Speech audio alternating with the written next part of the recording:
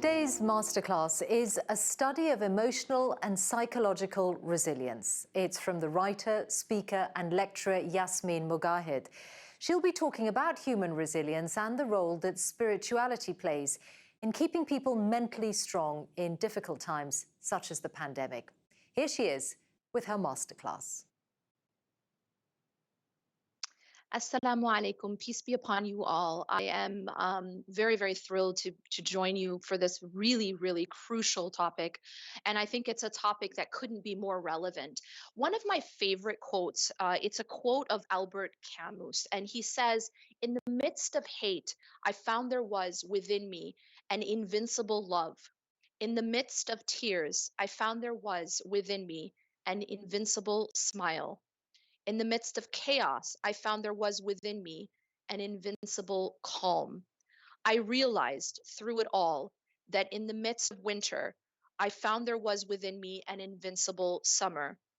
And that makes me happy, for it says that no matter how hard the world pushes against me, within me, there is something stronger, something better pushing right back." Now, I think that this quote really, really summarizes this concept of resilience. We are living at unprecedented times.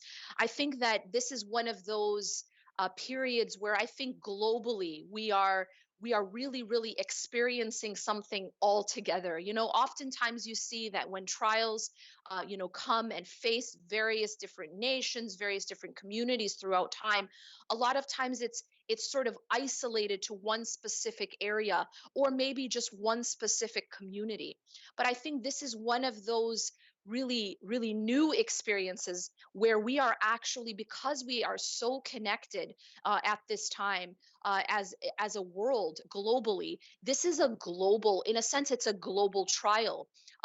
Obviously there are some places that are hit worse, but there's sort of a shared experience that we're going through right now. And I think there is a shared level of, at some point, some level of stress that we're kind of, and anytime stress starts to become chronic, meaning that it's not just something that comes and goes. We talk about the idea of the adrenaline rush. Lion is chasing you, right? It's something that's a sort of a temporary thing. There's that cortisol and adrenaline rush, but then it goes down, and the person's no longer in that stressed state. But we live at a time right now, and especially currently, where the stress is sort of ongoing. There is this ongoing fear. There's this ongoing sense of uncertainty. And I think that is something that as human beings, we tend to have a lot of trouble dealing with when it comes to feeling powerless. When it comes to feeling like we don't know what's coming, we're uncertain, and that uncertainty causes a great deal of anxiety, a great deal of stress, and it leads a lot of people to for example, fall into depression and other struggles, mental health issues that they struggle with. So the question of resilience really couldn't be more relevant than right now. And so I want to talk a little bit about what resilience is. So the definition of resilience, according to the American Psychological Association, is the process of adapting well in the face of adversity, trauma, tragedy, threats, or significant sources of stress. So if you look at that definition, essentially it's talking about coping, surviving. But what if there was something even better? What if there was something even greater than just surviving our stress, or just having that, that coping through our stressful situations? The Stockdale paradox holds that you must retain faith that you will prevail in the end, regardless of the difficulties. And at the same time, you must confront the most brutal facts of your current reality, whatever they might be. Now, when you think about that paradox, it's not really just describing resilience. It's describing something higher than resilience. So resilience is just the ability essentially to survive or cope a difficult situation. So let me give you an example. If, and this is something all of us can relate to, when you drop your cell phone, if you have a really good case on your cell phone, a really good protection on your cell phone, your cell phone survives that drop. It survives that stressful situation. It doesn't break. But does your cell phone grow through that fall? Does your cell phone gain anything by that fall itself? And the answer is no. So we would say that the cell phone in this situation was resilient. The cell phone in this situation survived. It survived, but it didn't necessarily thrive. And so, what I want to present and what I want to propose is that as human beings, we have the capacity to not only survive our stresses, to not only survive our challenges, we actually have the capacity to grow through our challenges, to thrive through our obstacles. And I think that that is something that makes us as humans really really unique. So you find examples of this, right? So let me give you one example of, in contrast to the cell phone that went through this stressful situation where it just survived, it didn't break, but it didn't necessarily become better, it didn't necessarily grow. Think, for example, about the immune system. So, one thing that we find is that various people may react differently to the very same stressor. For example, we see currently that the coronavirus is affecting different people differently, and some of it is very strange, and some of it is unexplainable, and some of it can sort of be understood as having to do with the strength of one's immune system, right? We say that those who are immunocompromised, those who have weaker immune systems, won't really react as well and may, become a lot sicker. So we see here in this example that there are some people who are, coping with the stressor better than others. So now the question is, well, what is it, first of all, that will allow one person to cope better than the other? But there's something else here. If you study the concept here, you look at this example, we know that when a person gets ill and then recovers, that individual does not actually stay the same. That individual becomes stronger. They now become immune to that stressor in the future, right? So if we look at this, and this is the whole idea, for example, of vaccines. What is a vaccine essentially? A vaccine is introducing a stressor to the body at a sort of like a lesser level, right? A weaker level. And then by introducing that stressor, we we teach the body how to grow, how to strengthen itself so that it actually leaves that experience, that challenge stronger than it was before. It doesn't come out the same. And this is the concept that is even beyond just resilience, that the body actually comes out of that experience, that challenge of that virus or that bacteria, and actually growing stronger. There's a term, there's a concept that psychologists have discovered called post-traumatic growth. That not only can we often talk about post-traumatic stress, that's the stress that comes up from a traumatic event, or we talk about resilience, but in fact there's something even greater than that, and that is that they found that individuals, that human beings have the capacity to not just survive these traumatic events, that they're able to withstand, but that they actually grow through them. And in the example of the immune system, you find this exact concept, that we actually are growing an immune response or immune cells to that specific stressor, which makes us stronger. We don't just survive, but we actually thrive and we grow. Another example that you find within the creation itself is that if you look at a bone, when you break a bone, that bone, as we know, many of us who've experienced this, that bone, not only does it heal, but at the place where it broke, it actually becomes stronger.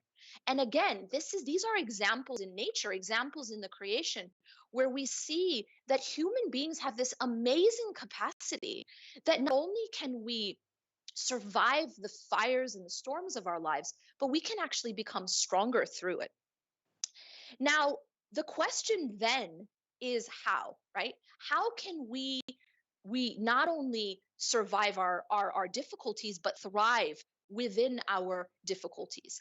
And Ernest Hemingway said, the world breaks everyone, and afterward many are strong at the broken places. And this is exactly that concept, and this is what we hope to learn how to do. So there are a few things I'm going to cover right now, three things that end up robbing us of our own mental strength, of our own ability to not only survive, but thrive whenever we are faced with challenges. The first is unhealthy beliefs or thoughts about ourselves. So there are various different unhealthy beliefs as well as unhealthy habits with regards to ourselves that completely rob us of our own psychological and emotional strength. What are some of those? Well, one of them is this feeling of victimization where we feel helpless, we feel hopeless, we feel that we are not only entitled but that we have been wronged, and that we in fact are powerless to change our own situation. So anytime a person takes on the perspective of passive powerlessness, that is robbing that individual from their own personal, from their own strength, from the own mental and psychological strength that they have. So when we look at, there was one uh there was one TED talk where the professor, she talks about, this was actually a professor who studied resilience, and she spent her life's work studying resilience. And then one day she got tested in that which she was studying. Her own daughter was in the car with a friend, and she actually got in a car accident and she passed away. And now suddenly this woman who had studied resilience for much of her career was faced with a situation where she had to survive and actually try to endure this tragic event. And one of the things that she said was that it, one sort of very toxic beliefs or thought that we sometimes have is this idea of why me. That she said that this is one of the most toxic things that robs us of our own strength, is when we think, why me? It's not fair. How could this happen to me? That this is something that actually debilitates us and takes away our own power and our own ability to survive and even thrive. And so she actually said that, when she sat and really reflected on it, and especially given what she knows about others experiences, she had studied and she had worked with so many people who had endured tragedy in their lives because she was teaching resilience. And she found that, what she realized is, why not me? Why not me? Why do we have this belief that in fact we deserve something, or that we are entitled to having things different than others? If we look at the nature of this world, it is imperfect, and that all people go through struggle. All people go through challenges. So this idea that somehow I am safe from challenges, or that I am entitled to an easy or a certain type of level of luxury, that in and of itself is a very unhealthy belief.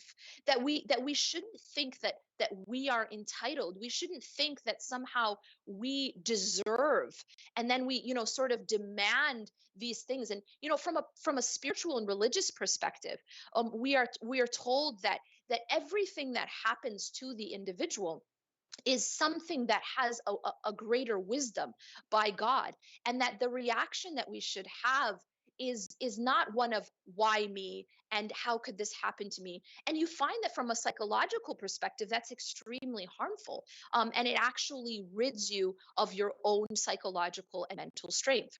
The second unhealthy belief that robs us of our mental strength is the unhealthy beliefs that we have about others. Oftentimes human beings tend to fall into sort of this very unhealthy focus, or this unhealthy mental habit of focusing on all the good things that other people have, right? And unfortunately we sort of are in modern times, we have these platforms like social media, etc., where other people's lives are put on display. But it isn't their real life that's put on display, of course. It's their photoshopped life, right? That's put on display. And so we have this sort of dynamic where when we're looking at the lives of others, we see them as being perfect.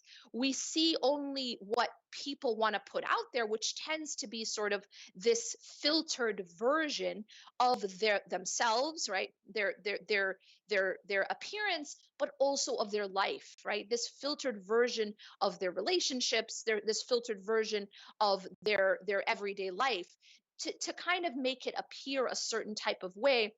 But what happens then is that when we view the lives of others, when we're watching from the outside the lives of others, we're looking at all the blessings that they have, right? We're watching all the good things that they have, and that becomes our focal point.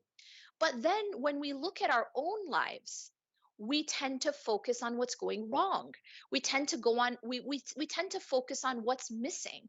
And now when you do that, see, the reality is that this is a very important psychological principle, that whatever we focus on grows. Whatever we focus on grows. So if we choose to focus on the all that's missing in our lives, all that's going wrong in our lives, everything that's negative, then what happens is that in our own perspective, that grows.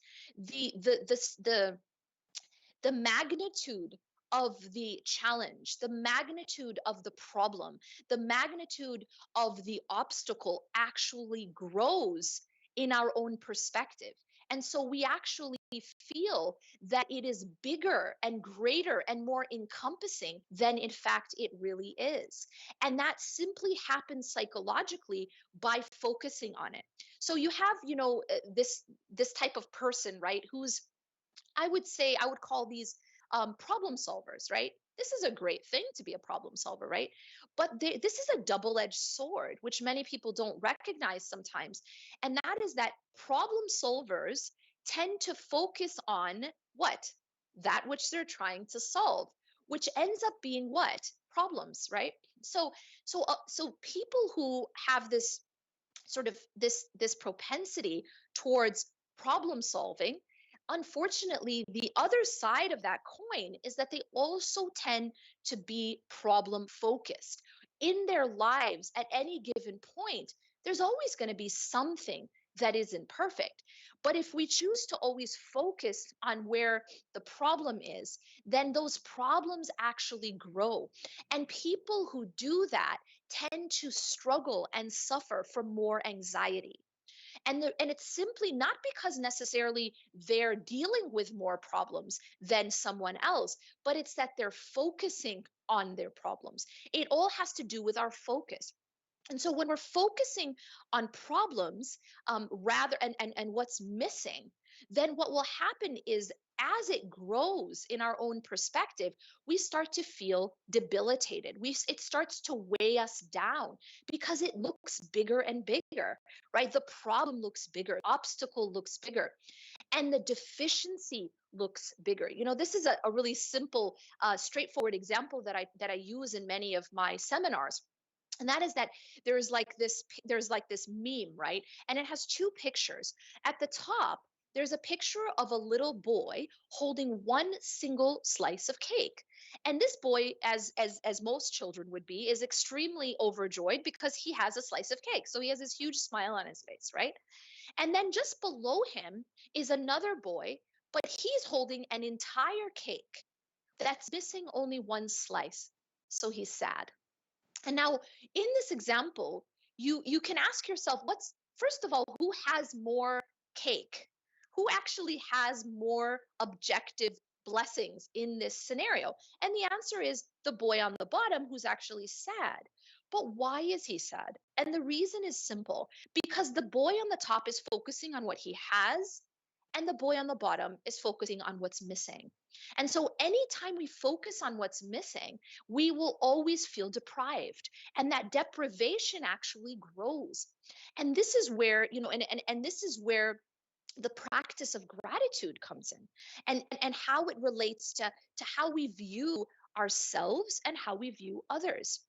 Are we the type of person who, when we look at others, we only look at everything that's perfect? And then when we look at ourselves, we only look at everything that's imperfect. We only focus on the bad things, the things that are missing, the things that we don't like.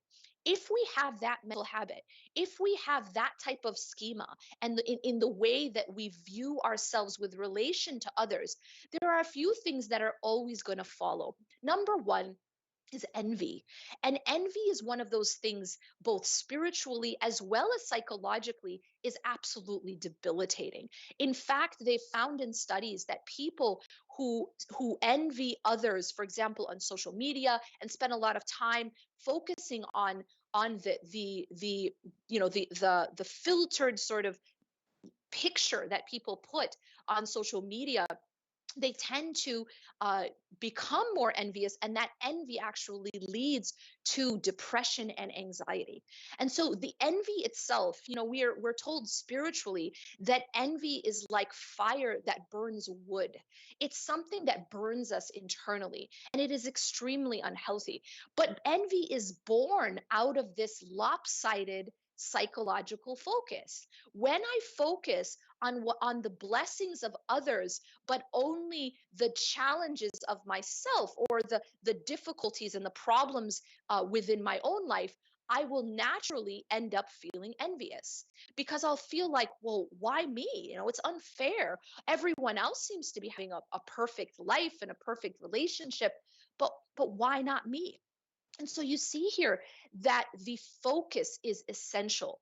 That when we instead flip that focus, and we actually instead focus on our blessings, this then becomes the very, very powerful effect that we see of the practice of gratitude. And it's interesting because psychological studies have shown that the practice of gratitude is actually so powerful that it's been shown in countless studies to treat depression. That just having a journal where you write down 3 to 5 things every day that you're grateful for, what is that doing? It's shifting your focus from what's going wrong, what's missing, to what's going right, and what you have and your blessings. And just simply the practice of shifting that actually allows people to break out of it actually helps people to break out of their depression. It's been shown to be extremely effective in addressing depression. So just that shift in focusing on what I have, rather than focusing on what's missing, or focusing on what seems to be perfect in other people's lives. And then finally, the third unhealthy belief is unhealthy, false beliefs about the world. We have to really be realistic, but also positive in the way we view the world. See, this world is not perfect, but it's not perfectly negative, but it's not perfectly positive, but it's also not perfectly negative either. So when we look at this world, we should be able to see it as it really is. Well, it isn't paradise, it isn't perfect, but it's also not torture. It's also not intended to be something awful, and it's not intended to be something that where we have this extended chronic sort of suffering. They say that pain is optional, but suffering, but that rather pain is inevitable, but suffering is optional. So really it's about seeing this world in its proper context, that this world is not perfect, but it isn't all bad either. It isn't all good, but it isn't all bad either. And when we have healthy, sort of realistic expectations from this life, then we will be a lot more, be a lot more able to thrive through the experiences that we encounter in this life. That we're not expecting this life to be paradise, but we're also not looking at this life as a prison either. So if you look at all these things, you can find that there is something to be said about not only surviving in our storms, but even thriving in our storms. And this is something that actually there's this very beautiful practice in Japan where they take a broken, actually take a broken vase or any kind of broken pottery, and they put it back together with sometimes gold, powdered gold or silver within the glue. And now, once it's broken and been put back together, it actually becomes more valuable than it was before it broke. And that really is the concept that I wanted to share today. That not only do we have to, think about coping, that we can actually grow challenges and through our obstacles. Now, I want to just pause there and go ahead and move to some questions that have been submitted.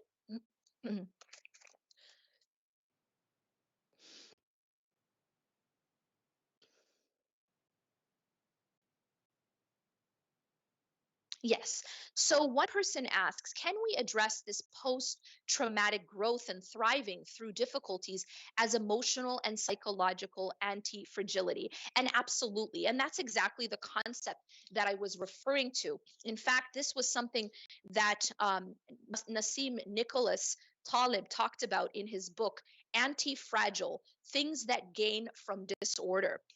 And in this book, he defines anti fragility as the ability to actually benefit and improve because of disruptions, volatility, and uncertainty. So that's exactly what I'm referring to. That not only do we and just handle and survive and cope, but that we can actually thrive and grow through uncertainty, and through the challenges and the disruptions that we go through in life. In fact, from a spiritual perspective, there's a really powerful Islamic concept, and it's referred to as husn dhanni billah. And what this phrase means is having a positive opinion of God. Now, what is that? How does that play out? What it means is that we're always assuming the best from what God is doing, that we're always positive. We're always looking with a positive lens at the work of God, at the actions of God in our lives and in the world. And what that does is it completely transforms the way we respond. And, one example that I give is an example if we imagine that one day, our mother comes and picks us up. And as she, starts driving, we ask her this question of, where are we going? Because, she's taking a route that maybe we don't recognize. We're not in control. We're not the ones driving. And so we ask, where are we going? And our mother says to us, don't worry, you'll see. Now, how many people in that situation are going to panic and call the police? Well, absolutely no one. And the question is why? Why do we not panic and call for help when we don't know the route? And the answer is simple: it's because we trust the driver. We trust that our mother has our best interests in mind. This is called husn al-dhan. It means that we have a positive opinion of our mother. We don't think that she's trying to hurt us. We don't think she's going to take us to a ditch and leave us. We know that she's doing what's best for us. And when we think about God in this way, that when we think about the way in which the world is being driven by God, that if we have a positive opinion of our creator and the one who's in charge of our lives and of the world, then it will completely change the way we respond. We won't respond with panic. We won't respond in a negative way, because we know that even when we don't understand the route, we know that it is not meant for harm, but that it is always in our best interest. The next question comes from Dua Tamam. How to keep being grateful and not become complacent and get used to the blessings? It seems hard to keep being thankful once you don't miss major things or have major tests. That is actually a really, really beautiful and powerful question. And I think this is where, and there is this phenomenon that they find in psychology, that we start to sort of get used to pleasure, right? And the effect of the pleasure goes down over time. How do we prevent that from happening? And I think it's by a consistent practice of focusing on blessings, that we don't just say thanks once, right? We don't just show gratitude once, but that it becomes a habit. And this is why, in these studies, they found that it's a daily habit of writing down the blessings. It's a daily habit of focusing on the blessings. That's why, every day you write down 3 to 5 things at least, and it doesn't have to be something from that day. It can be anything that you're grateful for. So what that does is it really reorients you, so that gratitude is a practice. Gratitude is not just something we do once, but it's a practice of consistently focusing. It really just changes your mindset. And I think once you start to do that practice, you'll start to see the world differently. So here's the thing about our our internal psychological state. It affects the lens that we see the world with, right? So imagine a person who, this cliche of rose colored glasses. What is that referring to? Well, what it's talking about is that when someone puts on a lens that's rose colored, the world looks rose colored. It looks bright and positive, right? But imagine a person is always wearing dark lenses, is always wearing dark glasses. Then what happens is the world always looks dark, even if it's bright, even if the world is actually very, very beautiful, but you will see it as dark, and it only has to do with your lens. And so it's really a matter of changing the lens. And spiritually, it's a matter of cleaning the lens. And this is the practice of purification of the soul and the heart. And when you do that, it changes the way you see the world. So the practice of gratitude, it in a sense, it allows you to put on grateful lenses.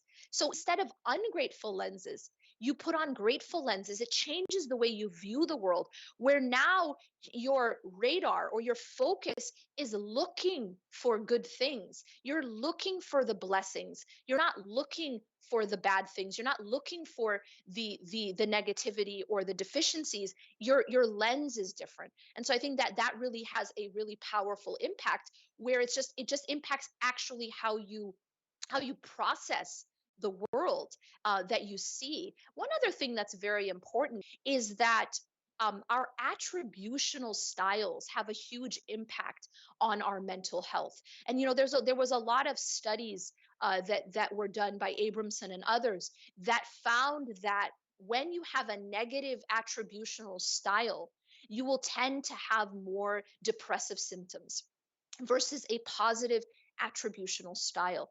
And what they find is that this negative attributional style has to do with how we see the world and how we process and explain the world. So, for example, they say that an internal, stable, global attributional style is something that's considered negative. It's a negative attributional style.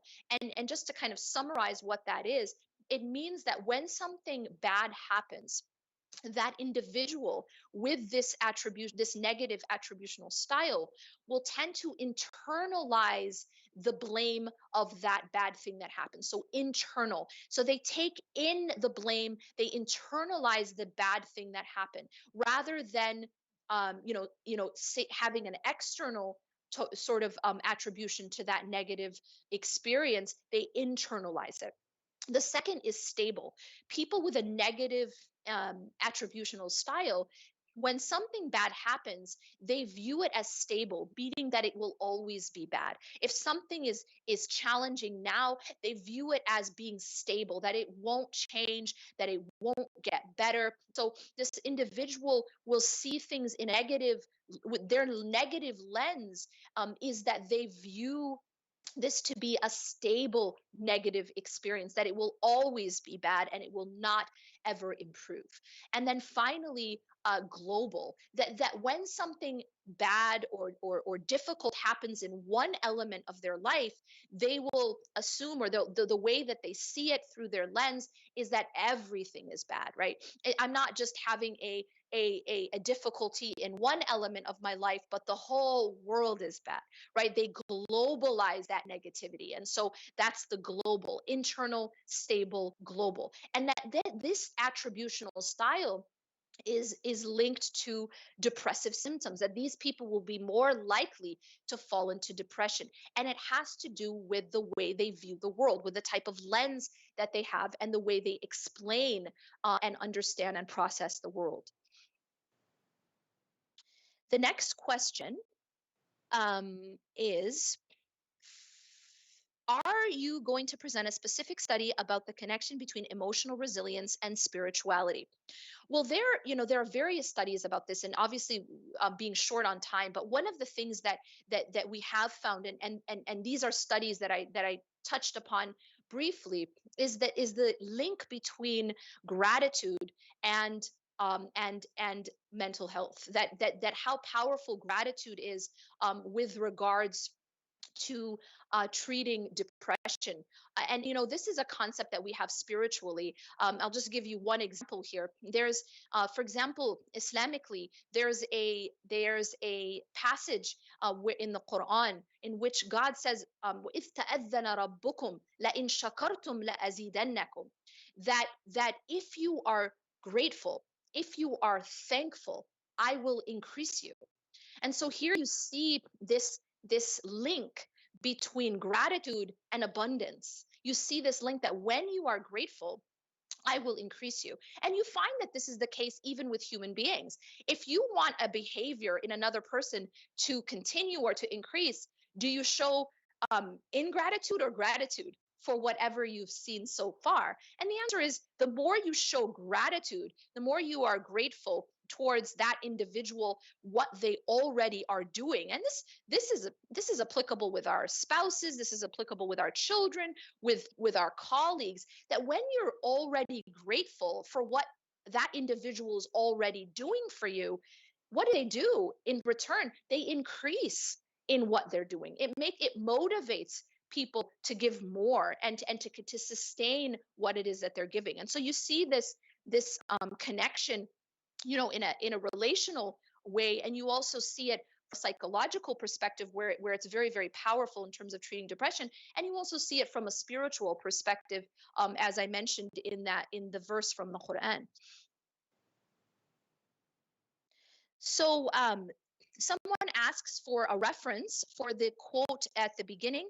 It is one of the famous quotes of Albert Camus, and it's one of these quotes that, like, it's one of my favorite quotes, because it really, really, I think it really illustrates this concept of not just surviving but thriving. That when the world pushes against me, within me there's something stronger, something better pushing right back. And I think it's just such a beautiful summary of that concept. So someone asks,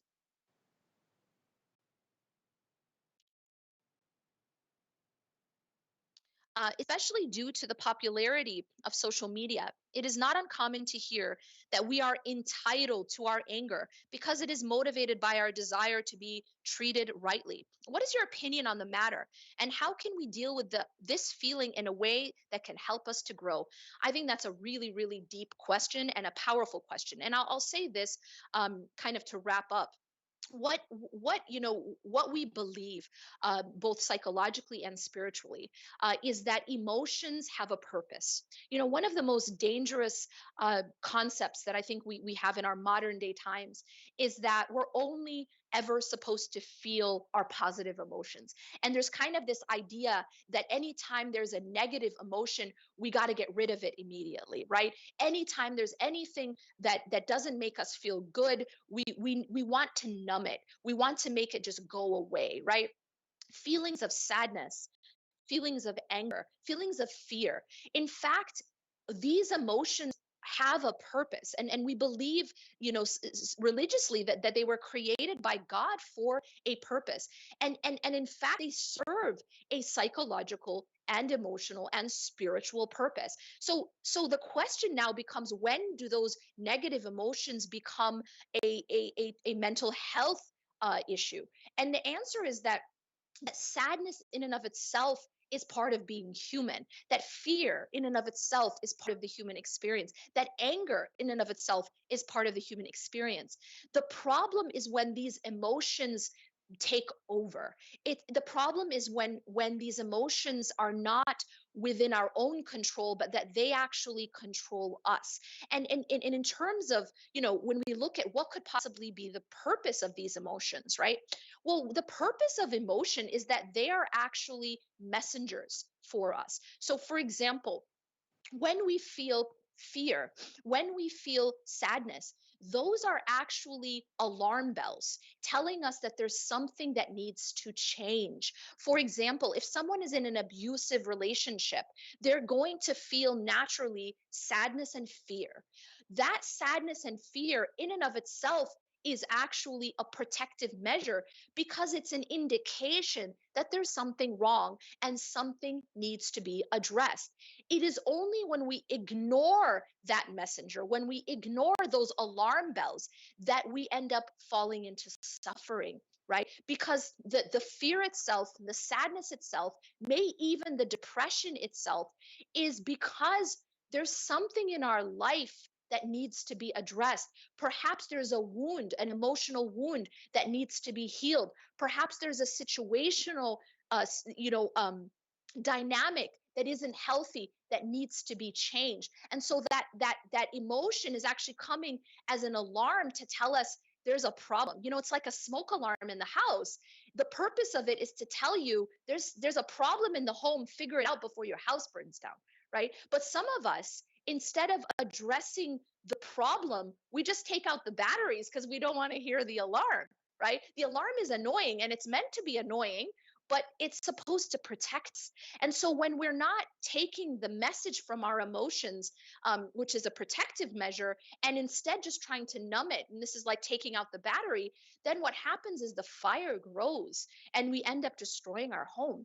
And so when it comes to anger, for example, well, anger also has a purpose. And I think one of the purposes of anger is to actually motivate us to take action against injustice, for example. So if we see injustice happening in the world, or to ourselves, or to our children, or to our neighbor, it's supposed to ignite in us anger, because that anger, the purpose of it being put in us, is to then struggle in order to make against that injustice, right? So the anger is meant as a motivator to make us really struggle for justice, for example, and for ourselves as well as others. We're supposed to get angry if we're being abused. We're supposed to get angry if we see abuse. But that anger is not meant to destroy us. It's not meant to go out of control. It's meant to be harnessed in a healthy way to take action against that injustice. And this is one of the most righteous actions that you can do, even, religiously, is fighting for justice, struggling against oppression. This is one of those things that is very paramount and very fundamental, within, in a spiritual perspective. And so you see here that in this case, the anger itself is actually a motivator, so long as it is harnessed correctly and it is not out of control. I hope that what we discussed today was beneficial, and I hope that we can continue this discussion towards not just resilience, not just surviving inside of our storms, but actually being able to thrive inside of our storms. Thank you, and hope to speak to you soon.